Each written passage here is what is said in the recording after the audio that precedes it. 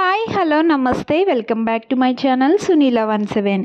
ఈరోజు వీడియోలో నేను చింత చిగురు పప్పు అయితే చేస్తున్నానండి. ఈ చింత చిగురు పప్పు అనేది ఒక్కసారైనా సంవత్సరానికి ఒక్కసారైనా టేస్ట్ చేయాలి. దాని రుచి అయితే అంత బాగుంటుంది, పుల్ల పుల్లగా. ఇంకా దీన్ని నాన్ వెజ్ కర్రీస్లో కానీ అలా వండుకుంటారు. నేనైతే పప్పులో వేసి చేశానన్నమాట. ఈ విధంగా చేసుకుంటే చాలా బాగుంటుంది. చూడండి, ఇదంతా లేత చింతకూర అన్నమాట. మాకు ఇక్కడ దగ్గరలో చింత చెట్లు ఉన్నాయి, అక్కడి నుంచి కోసి తెచ్చారనమాట తెలిసిన వాళ్ళు. సో దీంతో అయితే నేను పప్పు చేస్తున్నాను. ముందుగా ఈ పప్పుకి చిన్న టీ గ్లాసు కొలతతో తీసుకుని నేను కందిపప్పునైతే తీసుకుంటున్నాను. ఈ పప్పు వండడానికి నేనైతే 2 గ్లాసులు వేసి ఇంకొక హాఫ్ గ్లాస్ వేసాను అన్నమాట కందిపప్పు. మీకు ఇంట్లో ఎంతమంది అయితే ఉంటారో దాన్ని బట్టి మీరైతే మెజర్ చేసుకుని వేసుకోవచ్చు. నేనైతే ఇంతే వేసాను. ఇప్పుడు ఈ కందిపప్పుని మనము శుభ్రంగా వాష్ చేసుకోవాలి, 1కి 2 సార్లు.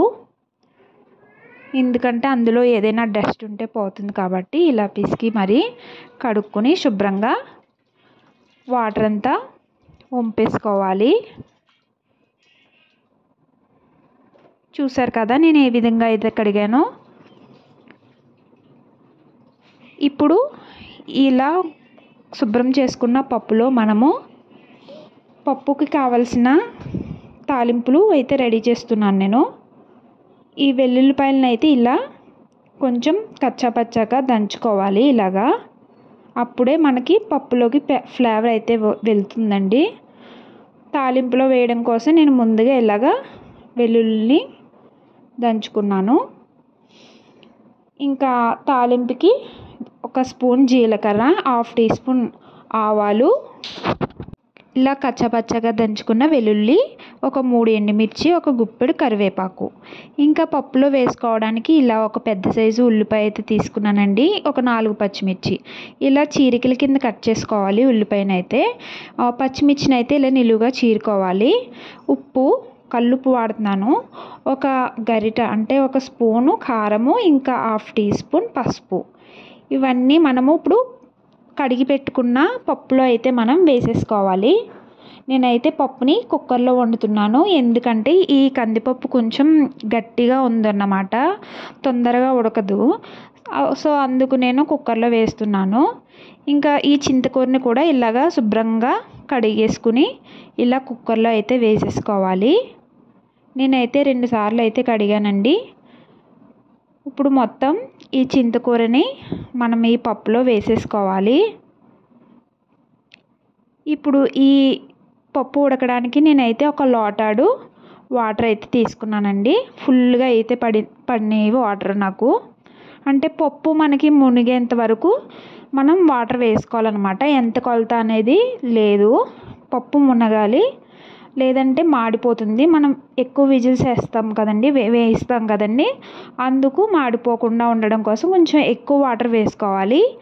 అదొకటి. ఇంకా మనకి పప్పు ఎలాంటి స్ట్రక్చర్లో కావాలంటే, నాకైతే కొంచెం పప్పు పల్చగా ఉంటే ఇష్టం అన్నమాట, అందుకు నేను వాటర్ ఎక్కువ వాడతాను అన్నమాట. నాకు ఇంకొక హాఫ్ లోటా వాటర్ కూడా పడింది. దాని తర్వాత ఒక చిన్న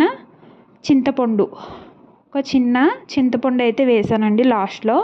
మొత్తం అంతా కలిపి ఇలా కుక్కర్లో అయితే పెట్టేసుకున్నానండి. మంట హై ఫ్లేమ్లో పెట్టుకొని నేను విజిల్ని అయితే కరెక్ట్గా పెట్టుకుని స్టవ్ ఆన్ చేసుకున్నాను. ఇలా నేనైతే ఈ కందిపప్పుకి ఒక 5 విజిల్స్ అయితే వచ్చే వరకు నేను విజిల్స్ పెట్టుకున్నానండి.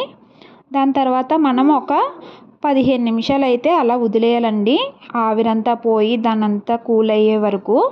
దాని తర్వాత ఇలా మూత తీసి మనమైతే చూడండి, మనకి పప్పు అయితే చాలా చక్కగా బాగా ఉడికిందండి.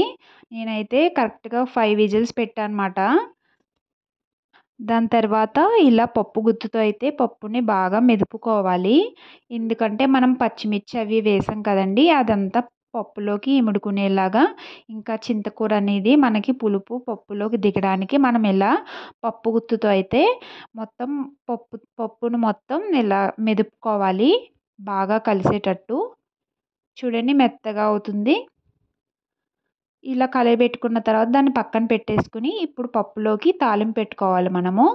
ఇలా చిన్న ముగ్గురిని అయితే తీసుకున్నాను నేను. తాలింపుకి సరిపడినంత ఆయిల్ అయితే వేసుకోవాలి. ఇలా వేసుకున్న తర్వాత అది బాగా హీట్ ఎక్కిన తర్వాత ఫస్ట్ అయితే జీలకర్ర ధనియాలు వేసుకోవాలన్నమాట. అవి బాగా చిట్పట్లాడుతూ వేగిన తర్వాత మనము మిగిలిన పోపు దినుసులు అయితే వేసుకోవాలి.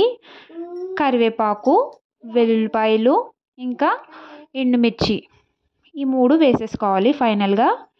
ఇవన్నీ మనము తాలింపు అయితే మనకి మాడిపోకుండా కొంచెం దోరగా అయితే వేపుకోవాలి. వీడియోలో చూపిస్తున్న విధంగా ఇలా ఎర్రగా అయితే వేపుకున్న తర్వాత మనము ఈ తాలింపుని పప్పులో అయితే వేసేసుకోవాలి. చూడండి ఈ వెల్లుల్లిపాయలు ఇలా దంచుకోవడం వల్ల మనకి పప్పులోకి అనేది ఆ ఫ్లేవర్ అనేది వెళ్తుందన్నమాట. లేదంటే మనకి మీద పడే అవకాశం ఉంటుంది. ఇలా తాలింపు వేసేసిన తర్వాత నేనైతే మూత పెట్టేస్తానన్నమాట ఆవిరిపోకుండా. కానీ ఇక్కడ కెమెరా పట్టుకోవడం వల్ల అలా పెట్టలేకపోయాను. మీరైతే అలా చేయండి, బాగుంటుంది స్మెల్ అనేది. తాలింపు వేసేసిన తర్వాత ఇలాగా కొంచెం మళ్ళీ వాటర్ అయితే వేసుకున్నానండి. వేసేసి కలిపేసుకున్న తర్వాత మనకి ఈ పప్పు అయితే రెడీ అయిపోయింది. మన చింతకూర పప్పు. దీన్ని ఇలా హాట్ బాక్స్లోకి అయితే తీసేసుకున్నానండి. చూడండి దానికి చింతకూరతో లైట్గా గార్నిష్ చేశాను. ఇదైతే ఈ పప్పునైతే మీరు ఖచ్చితంగా ట్రై చేయండి, టేస్ట్ చేయండి, చాలా చాలా బాగుంటుంది. ఈ చింతకూర అనేది ఈ సీజన్లోనే దొరుకుతుంది, మళ్ళీ మళ్ళీ దొరకదు. తొందరగా వండుకుని టేస్ట్ చేయండి. నా వీడియో కనుక నచ్చినట్లయితే ఖచ్చితంగా లైక్ చేయండి, షేర్ చేయండి, కామెంట్ కూడా చేయండి. నేనైతే ఇంకా ఈ పప్పుని వేడివేడి అన్నంలో వడ్డించేసుకున్నాను టేస్ట్ చేయడం కోసము.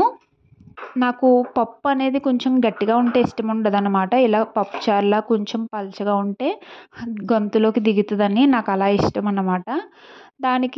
దాంట్లోకి నేనైతే ఆవకాయ పచ్చడి అయితే వేసుకున్నానండి. కొంచెం పప్పు కలుపుకుని అలా ఆవకాయ టేస్ట్ చేస్తూ ఉంటే పుల్ల పుల్లగా చాలా చాలా బాగుందండి ఈ పప్పు అయితే. మరి ఇంకెందుకు ఆలస్యం, మీరు కూడా ఇలా ట్రై చేసేయండి. వీడియో నచ్చితే ఖచ్చితంగా లైక్ చేయండి, షేర్ చేయండి, కామెంట్ చేయండి.